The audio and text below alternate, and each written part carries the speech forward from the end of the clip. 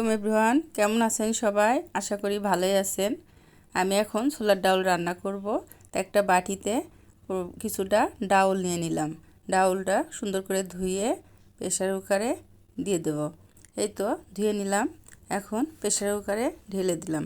ঢেলে পানি দিয়ে, পানি যতক্ষণ গরম না হয়ে আসে, পানির ফেনা না যতক্ষণ না ওঠে, পানি উঠায়ে ফেনা উঠায়ে এতে কাঁচামরিচ, পেঁয়াজ, রসুন, লবণ, ধনের গুঁড়া, হলুদ গুঁড়া অ্যাড করে একটু নাড়া দিয়ে প্রেসার কুকারের ঢাকনা লাগাই দেব। এই তো 4টা সিটি দিয়ে প্রেসার কুকার কীভাবে খুলতে হয় গরম তাই দেখাই দিলাম। কিছুটা পানি উপরে দিলে প্রেসার কুকার খুলে যাবে।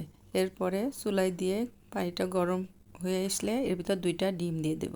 ডিম দিয়ে কিছুক্ষণ নাড়াচাড়া করতে হবে যাতে ডিম সব জায়গায় হয়ে যায়। এরপর গরম মশলার ডাল 2টা, এলাচ ফল 2টা দিয়ে দিব। তো একটু নাড়াচাড়া করে ডাউল তেলে দেওয়ার জন্য রেডি করব।